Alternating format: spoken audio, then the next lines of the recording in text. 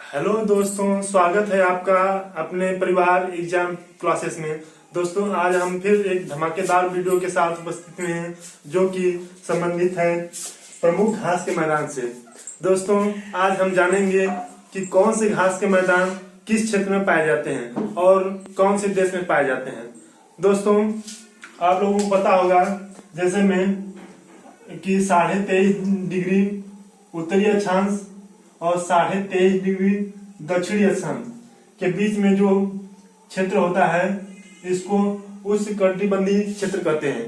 उसके बाद जो क्षेत्र होते हैं शीतोष्ण कटिबंधीय क्षेत्र के नाम से जाना जाता है।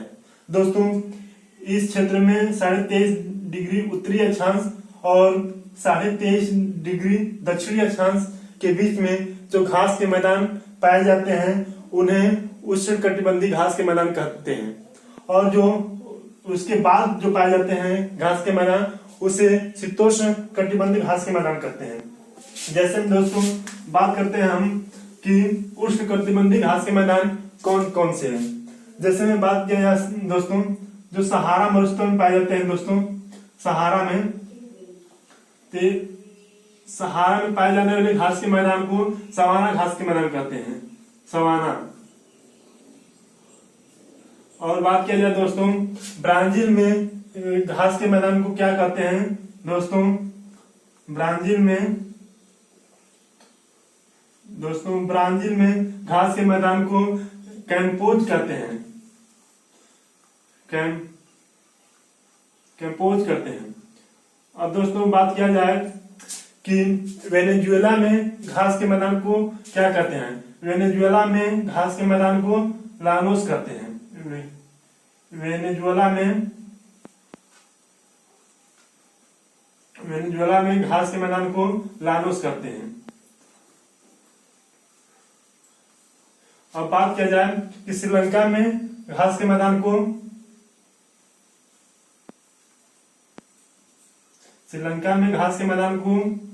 पटाना घास कहते हैं। श्रीलंका में घास के मैदान को पटाना कहते हैं और ऑस्ट्रेलिया में घास के मैदान को पार्कलैंड कहते हैं।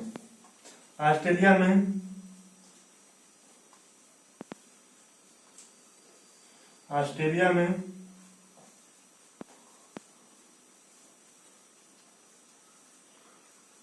दोस्तों ये सब उष्णकटिबंधीय घास के मैदान है। अब बात किया जाए शीतोष्ण कटिबंधीय घास के मैदान, तो सबसे पहले रूस में दोस्तों, रूस में जो घास के मैदान पाए जाते हैं उन्हें स्टेपी नाम से जाना जाता है। जो रूस में घास के मैदान होते हैं उन्हें किस नाम से जानते हैं दोस्तों, स्टेपी नाम से।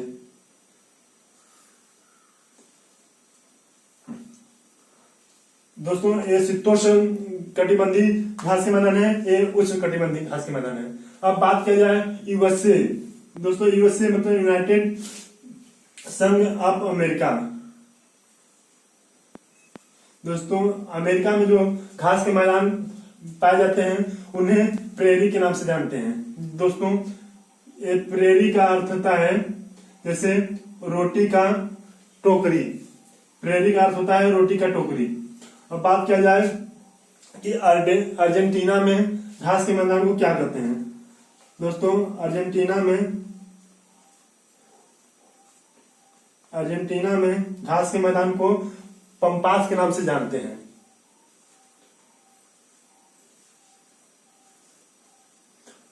अब बात किया जाए कि दक्षिण अफ्रीका में घास के मैदान को क्या कहते हैं। दक्षिण अफ्रीका में घास के मैदान को वेल्ड के नाम से जानते हैं, वेल्ड। अब बात किया जाए दोस्तों कि न्यूजीलैंड में घास के मैदान को क्या कहते हैं, न्यूजीलैंड।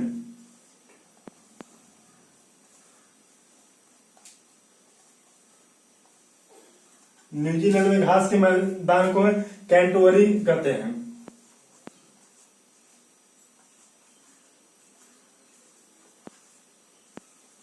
कैंटोरी का। अब बात किया जाए ऑस्ट्रेलिया में घास के मैदान को डाउन कहते हैं।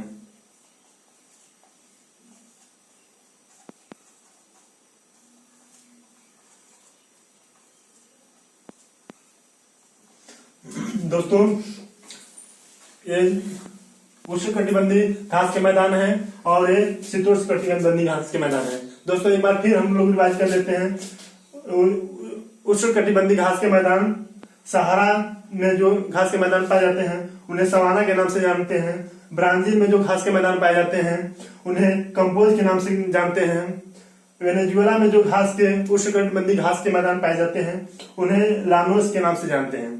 अब जो श्रीलंका में घास के मैदान पाए जाते हैं, श्रीलंका में उसे पटाना के नाम से जानते हैं। ऑस्ट्रेलिया में जो घास के मैदान पाए जाते हैं उसे पार्कलैंड के नाम से जानते हैं। अब बात किया जाए शीतोष्ण कटिबंधीय घास के मैदानों के बारे में। दोस्तों रूस के घास के मैदान को स्टेपी के नाम से जानते हैं और यूएसए के घास के मैदान को, अमेरिका घास के मैदान को प्रेरी के नाम से जानते हैं। अब बात किया जाए अर्जेंटीना की घास के मैदान को तो पंपास के नाम से जानते हैं। अर्जेंटीना में जो घास के मैदान पाए जाते हैं उन्हें पंपास कहा जाता है। दक्षिण अफ्रीका में जो घास के मैदान पाए जाते हैं उन्हें वेल्ड के नाम से जानते हैं। न्यूजीलैंड में जो शीत कटिबंधीय घास के मैदान पाए जाते हैं उन्हें कैंटोरी के नाम से जानते हैं। और ऑस्ट्रेलिया में जो घास के मैदान पाए जाते हैं उन्हें डाउन्स के नाम से जानते हैं। ओके दोस्तों, कैसी लगी वीडियो आप हमें कमेंट में जरूर बताएं। आशा होगा ये वीडियो काफी पसंद आई होगी। धन्यवाद दोस्तों।